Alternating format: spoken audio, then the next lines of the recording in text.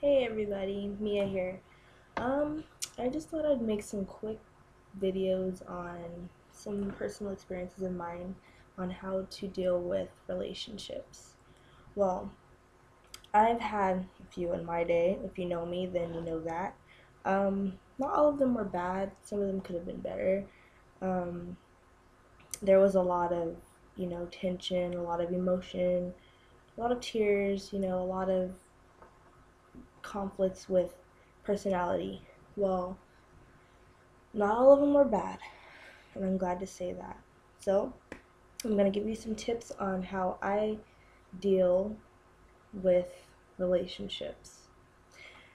First, when you break up with someone, don't call them. I've made that mistake so many times. Give them their space. They highly recommend you do that.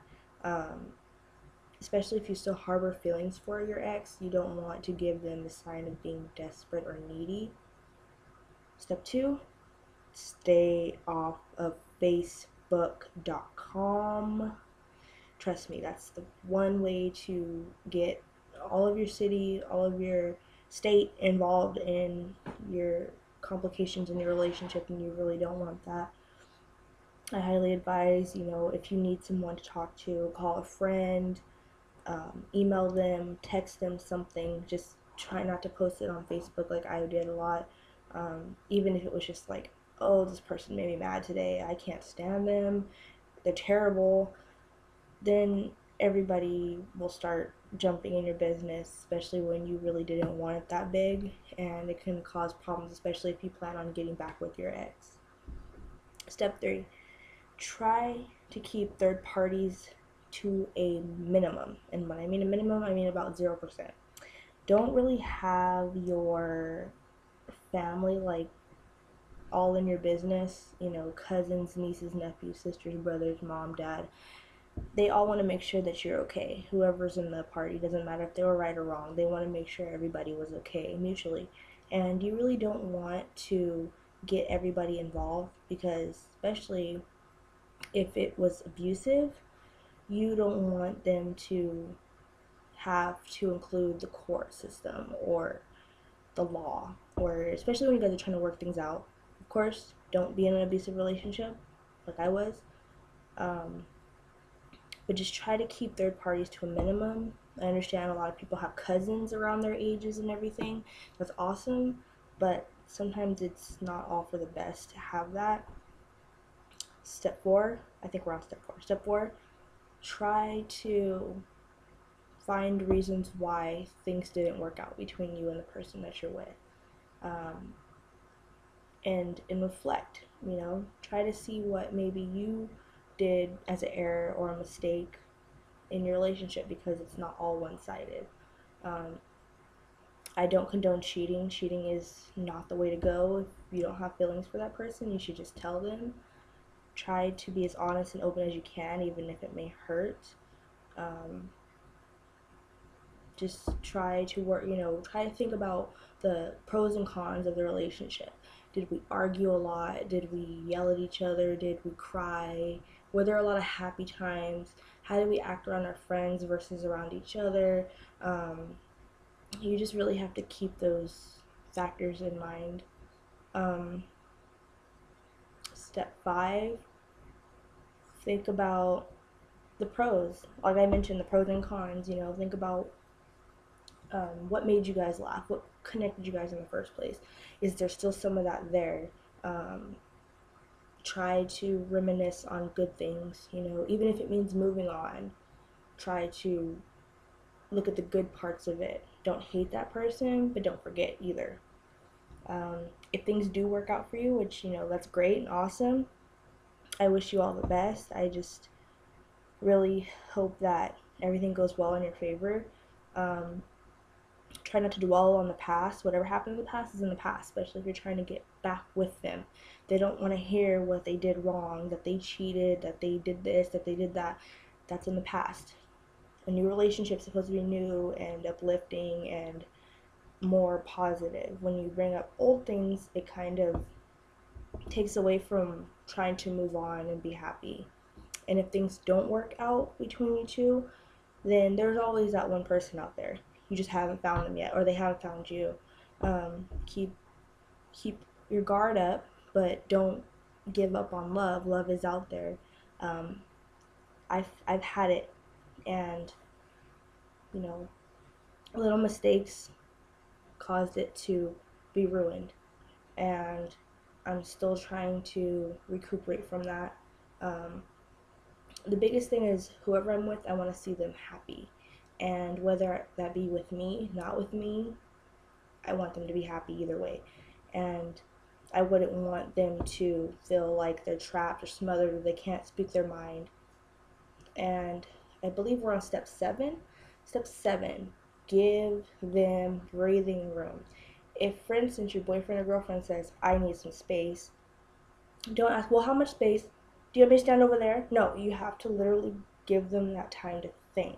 Now, when that happens, you need to ask them, is this temporary or is this like breaking up?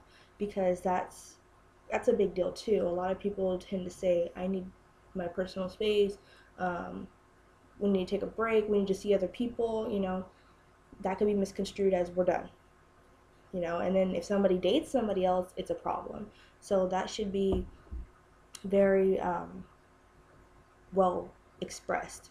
When you guys are talking, try not to yell a lot. I understand tensions get high. People feel like they're not being listened to, so the only way that they can, show that they have some kind of authority over the situation is by raising their voice, which is not a positive thing to do at all, especially if you guys plan on working things out. Um, Arguing, it's not positive whatsoever, and it makes situations worse, and it causes unneeded chest pain, headache, crying, all of the above. Um, be very open-minded. Step 8, be very, very open-minded. Try not to, look at lifestyle changes as much, except for if they're a murder, of course. But, you know, if they're LGBT, big supporter, by the way. If they're, lesbian, gay, bisexual, transgender, if you like that person, then that should be the reason why you are willing to pursue them and have an opportunity to talk to them.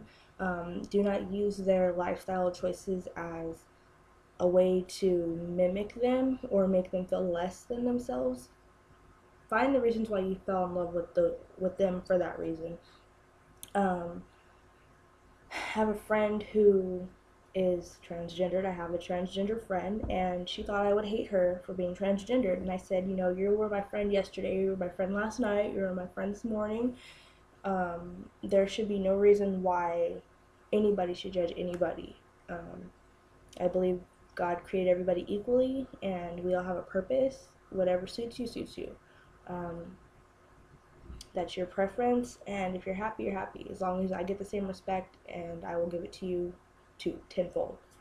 Um, Step 9, I would just say, just always have that honesty, that loyalty in your relationship. That makes things so much better. It keeps you guys together, and it makes things a lot better, because a lot of people are starting to fall out of love with each other and not believe in it as much. It's there, it's possible, and I've experienced it, and it was beautiful. Um, you just gotta just wait. And step number 10, sorry for doing that, sorry. Step 10 is love yourself. Even if you just stay alone for years to come, it's not the end of the world, but I was always taught before you can love someone else, you have to love yourself. And it took me a long time to come to that conclusion that I had to love myself and be proud of myself, look at my self accomplishments, what makes me happy, and go out and pursue it. Not so much a bucket list, but things that I know would be limited if I was in a long committed relationship or with children. Um, just do what makes you happy. That's pretty much what it comes down to. You only have one life to live. I don't use YOLO.